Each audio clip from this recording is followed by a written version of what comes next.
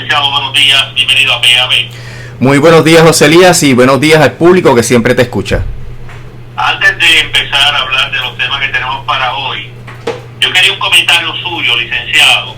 sobre unas expresiones de Fermín Fontanes sobre el tema de los aeropuertos regionales,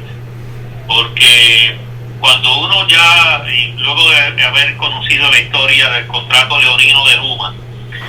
con el gobierno de Puerto Rico para privatización de energía eléctrica, y entonces uno lo encuentra hablando de privatización de aeropuertos regionales, uno lo que le llega a la mente es posiblemente el peor representante que puede tener interés público en estar negociando cosas que tengan algo en nombre del pueblo de Puerto Rico. Licenciado, ¿qué le parece a usted el que él esté involucrado en esta situación de alianza público-privada con los aeropuertos?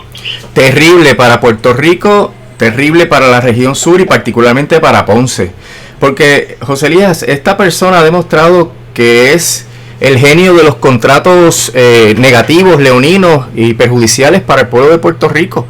El contrato de Luma jamás, no tiene precedente en la historia de Puerto Rico en términos de lo negativo y devastador que es para Puerto Rico. Y que él esté echándole el ojo a los asuntos de los aeropuertos, pues es una amenaza bien grave para Puerto Rico y para Ponce particularmente y la región sur. Toma nota que esto era un proceso que estaba a cargo de la autoridad de los puertos y aparentemente él quiere pues meter la mano también ahí. Tú sabes que él dirige la autoridad de las alianzas público-privadas y lo que hizo con el asunto de la autoridad de energía eléctrica pues ya lo hemos discutido aquí en muchas ocasiones y realmente entiendo que hay la amenaza de que él quiera meter esos criterios de todo para el proponente, nada para Puerto Rico, nada para el pueblo de Ponce, nada para la región sur, y que entonces nos deje en un contrato que no podamos nosotros de ninguna manera descansar en el aeropuerto para gestionar nuestro crecimiento y desarrollo económico. Bueno, la verdad del caso es que al tener un elemento de esa índole negociando a nombre nuestro,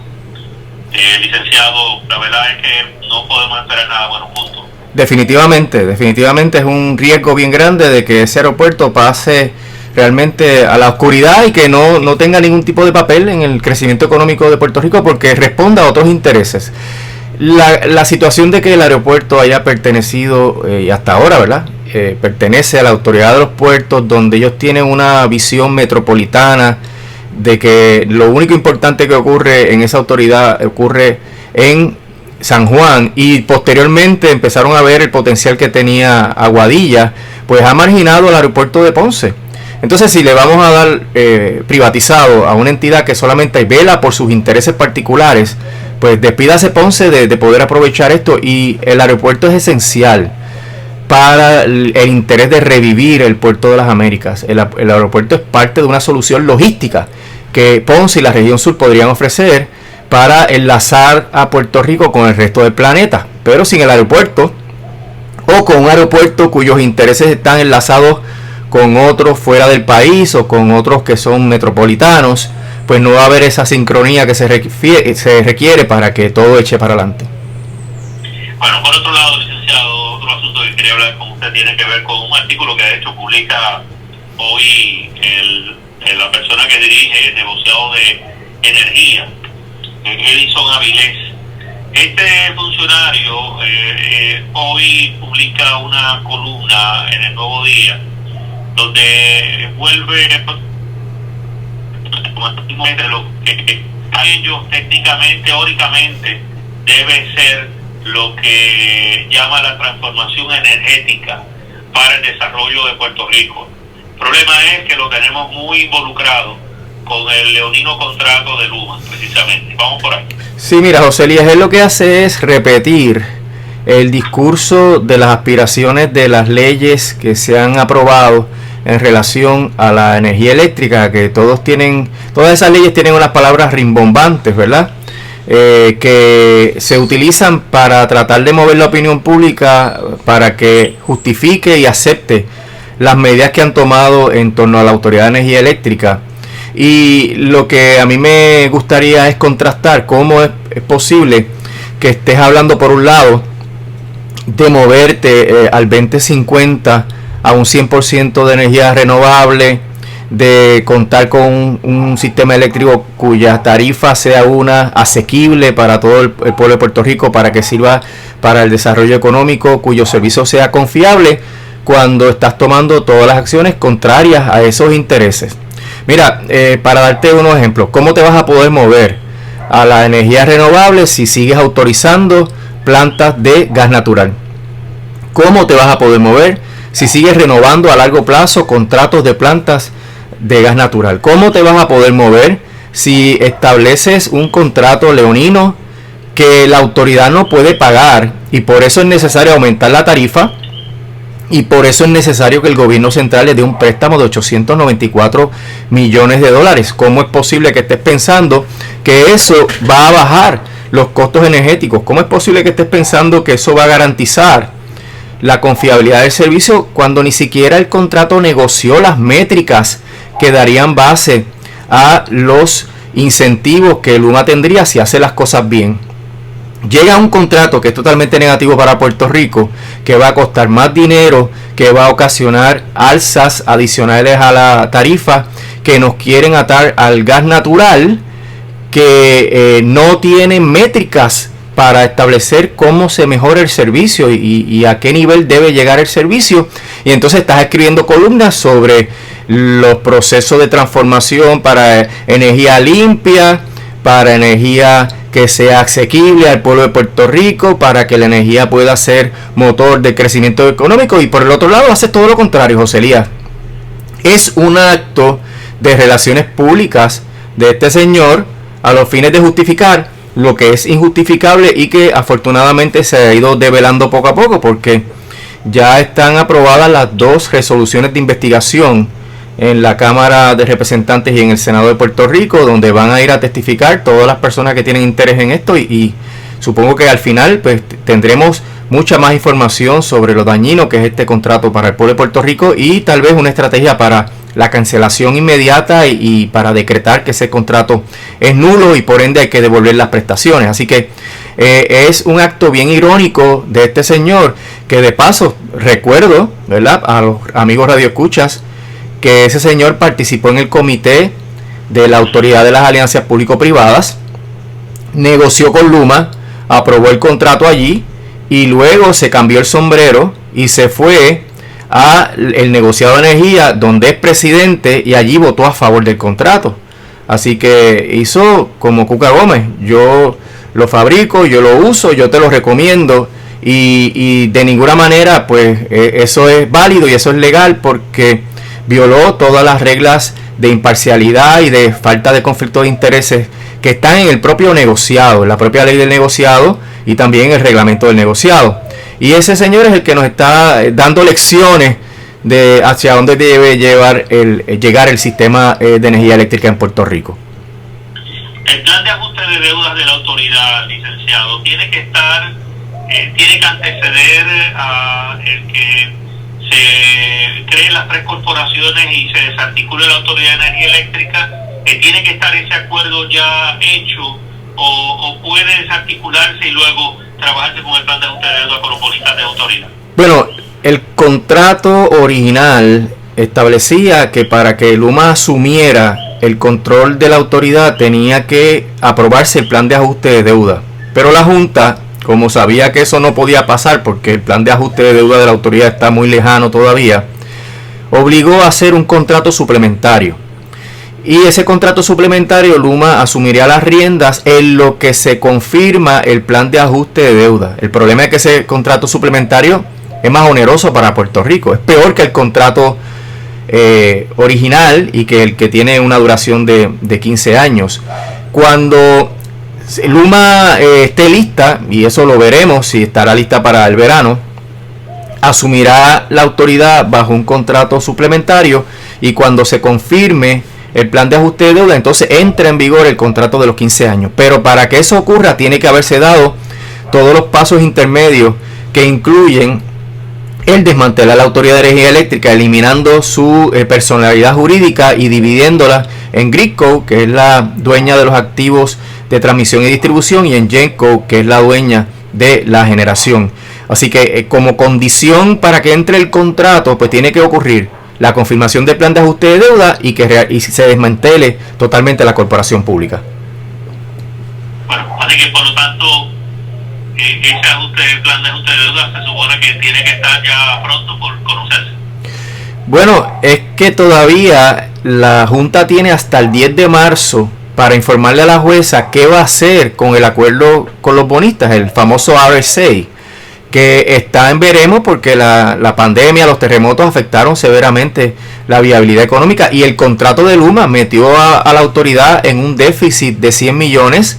y también le obliga a pedir prestado 894 millones. Así que todas las circunstancias económicas de la autoridad cambiaron por la pandemia, los terremotos y particularmente por el contrato de Luma. Así que ese día 10 de marzo la Junta tiene que decir si el ABC todavía tiene vigencia y van a procesar el trámite para que la jueza lo apruebe, porque eso quedó todo en el aire con la pandemia, o si va a traer algo nuevo. Pero no se sabe nada, José Elías, no han soltado prenda sobre cómo está ese trámite y ya queda menos de un mes para que la Junta haga ese anuncio. Pero eso no significa que van a presentar el plan de ajuste, porque todavía el ABC, el acuerdo con los bonistas, no ha sido aprobado por la jueza. Estábamos a mitad del conflicto, ¿verdad? Por ese documento, por ese contrato, cuando se decretó la paralización del país por los terremotos y por la pandemia. Así que eso está en veremos todavía. Bueno, y por otro lado, ya ha pasado más de una semana después del anuncio que hizo la Junta en cuanto a la intención de tener un plan de ajuste de deuda con los bonistas de obligaciones generales. Bueno, por lo visto, licenciado, no hay muchos datos que se hayan dado sobre el particular. Por el contrario, hay muchas interrogantes sobre otros sectores de bonistas que no simpatizan con la idea del acuerdo que están regando en secreto por ahí entre las partes, licenciado. Sí, mira, José Elías, lo único que se sabe de ese acuerdo es que incluye solamente a 7,000 millones de dólares de deuda, cuando la deuda que ese plan está manejando es de 35,000 millones, así que es un 20% de la deuda. Eso no es suficiente apoyo como para que el plan sea confirmado fácilmente. Dijeron que iban a divulgar los términos y condiciones del plan antes de presentarlo, a los fines de que más acreedores fueran uniéndose al acuerdo, pero no ha ocurrido nada de eso. Tampoco se sabe algo que es vital para saber si la quiebra va a sacar, ¿verdad?, los pies del plato o si vamos a estar en riesgo de otra quiebra, y es cuánto va a ser el servicio a la deuda, porque antes se decía que eran 1.500, luego dijeron que iban a bajarlo a 1.050 millones anuales. Ambas cifras son por encima de las capacidades de pago del gobierno de Puerto Rico, y a mí me luce, por información que no es oficial, pero que aparentemente se le ha soltado a algunos medios en San Juan, que el servicio a la deuda podría estar entre 1.300 a los 1.500 millones anuales, o sea que se quedaría prácticamente igual. Y eso lo admitió también Eduard Zayas en una entrevista que tuvo en una emisora de radio acá en San Juan, donde dijo que podría quedarse igual el servicio de la deuda. Si eso ocurre, José Elías, mira, no hay manera de sacar del presupuesto de Puerto Rico 1.500 millones anuales para satisfacer esa deuda, porque el presupuesto, como tú muy bien sabes, es apenas de cerca de 10,000 millones. Siempre ha estado por esa suma, ¿verdad? 9,000 millones a 9,000 y pico de millones. Si tú le restas eso, 1.500 millones, y además le restas los 2,000 millones de los pensionados que hay que sacar anualmente, y la contingencia de que la ley 154 esté en veremos, porque se está discutiendo el nuevo reglamento del Departamento del Tesoro Federal que podría afectar la viabilidad de los recaudos de ese impuesto, pues tendríamos entonces un presupuesto que nos daría para salud, educación y seguridad, y estaríamos en el hueso. Todo esto por hechura de la Junta, porque ellos tienen los poderes de la ley de quiebra federal y podrían ajustar la deuda a un número sustentable, que los economistas en Puerto Rico y en el extranjero han dicho que ese número debe estar entre 400 y 500 millones de dólares anuales. Así que cualquier cifra por encima de eso es impagable, particularmente cuando la propia Junta admite que a finales de esta década Puerto Rico va otra vez a caer en los déficits estructurales. Así como tú estás prometiendo algo, tú como si fueras un deudor, ¿verdad?, personal, individual, prometes un plan de pago y sabes que tu trabajo dura 2 años más. ¿Y qué vas a hacer en el tercer año? Pues vas a buscártelas a ver qué ocurre, y esa incertidumbre, José Elías, es lo que puede ocasionar que eventualmente Puerto Rico tenga que decretar otro impago, con la terrible consecuencia de que como lo que se ajuste ahora bajo el título 3 de promesa, como lo están asegurando con propiedad, no se puede modificar posteriormente, pues entonces el próximo proceso de reorganización, esa segunda quiebra, va a tener que ir detrás de los pensionados, y va a tener que ir detrás de los acreedores no asegurados, gente que va a recibir todo el peso de la segunda crisis, porque los bonistas que se ajuste la deuda actualmente no los van a poder tocar, no se va a poder menoscabar esos créditos, y vamos a estar en una posición que el mismo David Skill admite. ¿Te acuerdas que publicó una columna la semana anterior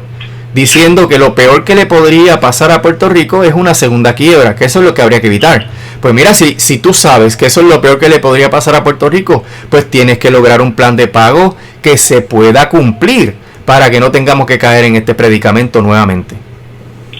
Durante estos días el Comité de Acreedores No Asegurados catalogó como ridícula la oferta que le están haciendo por parte de la Junta para el Pago, y fueron un poquito más allá, indicando que la oferta es para realmente darle millones de dólares, miles de millones de dólares a los fondos de cobertura de Silos Buitres de Wall Street. Sí, José Elías, porque acuérdate que en un principio y se señalaba ese dato, mira, estos son bonistas individuales, bonistas locales, pensionados que compraron esos bonos para tener una seguridad en su retiro, pero la mayoría de esos bonistas originales que había que proteger vendieron sus bonos, se asustaron, vendieron sus bonos, y ahí es que compran los fondos de cobertura, estos fondos buitres, y compran a precio de pescado abombado, como se dice por ahí, ¿verdad? O sea, al precio más bajo posible, y entonces, como tienen poder económico y legal, van y pelean con la Junta, y la Junta viene y le adjudica, por decirte un ejemplo, 70% de dólar, y eso hace que ellos hayan comprado, por ejemplo, a 30 centavos de dólar a los bonistas individuales, y luego con el proceso de promesa, en vez de que ese crédito se quede más o menos igual o menos, pues entonces aumenta de valor. La Junta lo que ha hecho es aumentar las ganancias de los fondos buitres haciendo esa oferta. ¿De dónde sale el dinero? Bueno, de los otros acreedores no asegurados, que son los que representa el Comité de Acreedores No Asegurados, que es un comité institucional de la quiebra de título 3, y que también financiamos nosotros, o sea que nos cuesta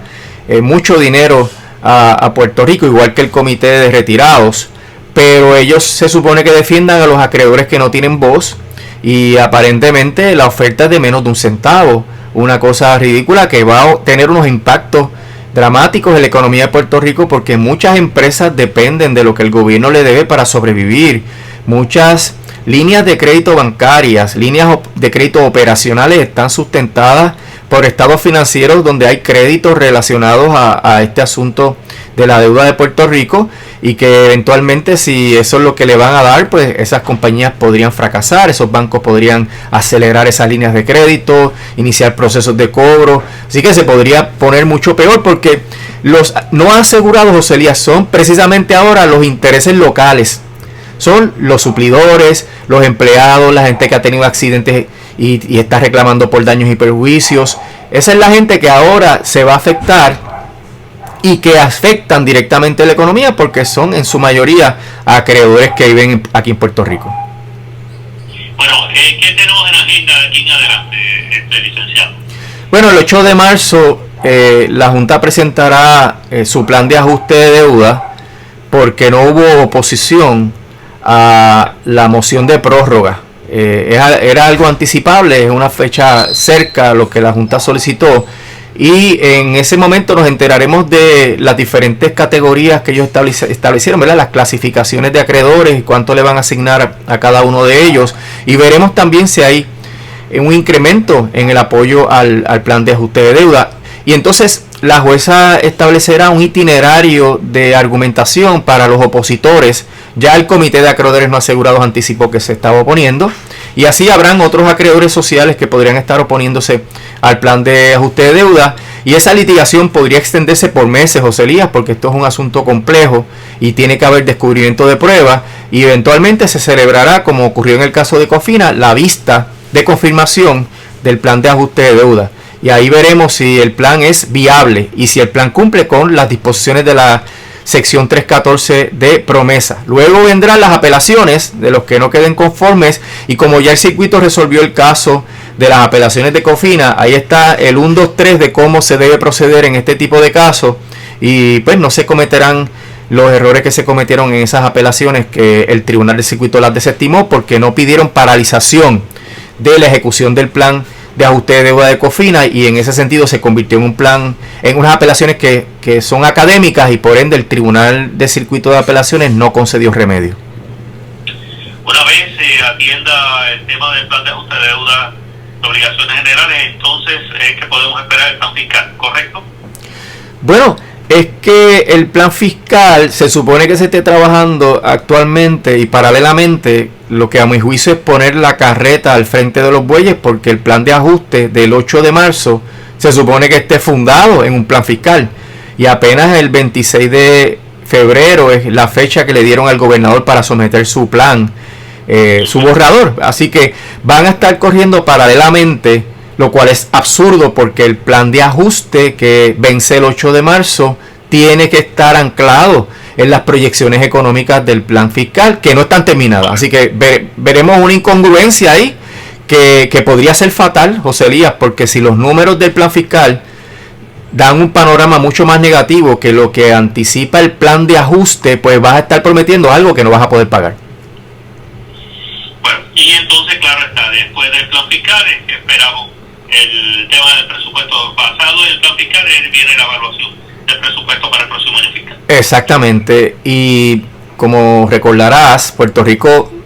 con sus mecanismos ordinarios no ha aprobado ningún presupuesto desde que se aprobó la ley promesa, porque todos los presupuestos los ha impuesto la Junta. Ahora tenemos gente que tiene un expertise particular en estos asuntos de presupuesto. Pues, por ejemplo, me refiero al senador Zaragoza,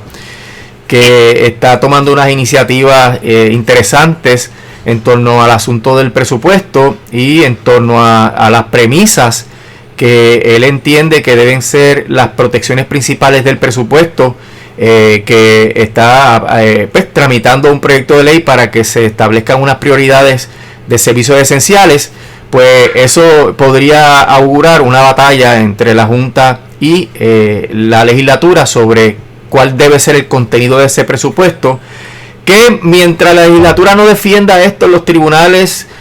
discutiendo la legalidad de la ley promesa, la constitucionalidad de la ley promesa, eventualmente la Junta va a prevalecer, porque eso es lo que dice el texto de la ley. Si tú no impugnas el texto de la ley,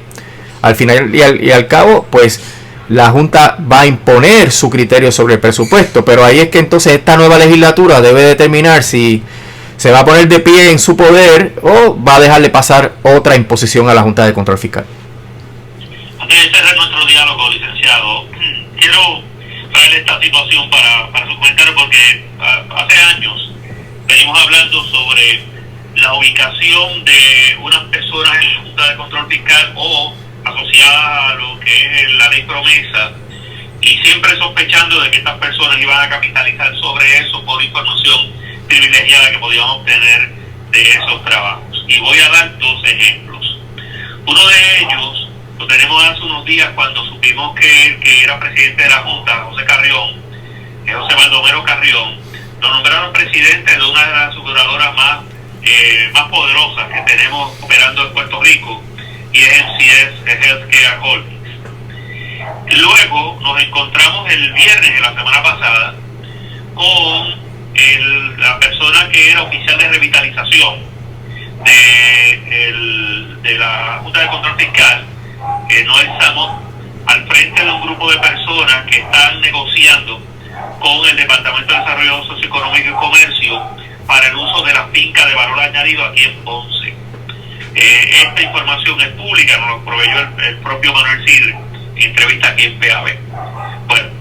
realmente esto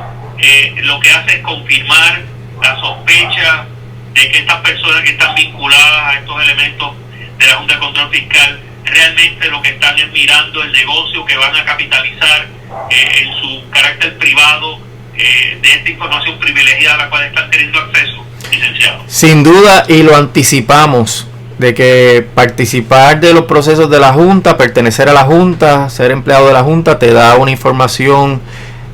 confidencial, estratégica, que tú puedes utilizar aunque no estés en la Junta. Mira, la Junta siempre se metió con las leyes que aprobó la legislatura relacionadas a la industria de seguros. Y uno se preguntaba, pero ¿por qué este interés? ¿Por qué la Junta está interviniendo con esta legislación de seguros? Lo último que hicieron fue pedir la anulación de la ley de los PBMs, que es las entidades estas intermediarias entre las aseguradoras y las farmacias, etcétera. Y el señor Carrión ha tenido una participación directa en esta extensión de los poderes de la Junta sobre la industria de seguros y sobre el balance que tiene que haber y la reglamentación que tiene que haber en todos estos asuntos tan delicados para el pueblo de Puerto Rico, particularmente los que se deben al sistema de salud. Y esto de que Noel Samot esté en ese supuesto negocio sobre las zonas de valor añadido, pues otro ejemplo, porque él es el que estuvo a cargo de los proyectos críticos,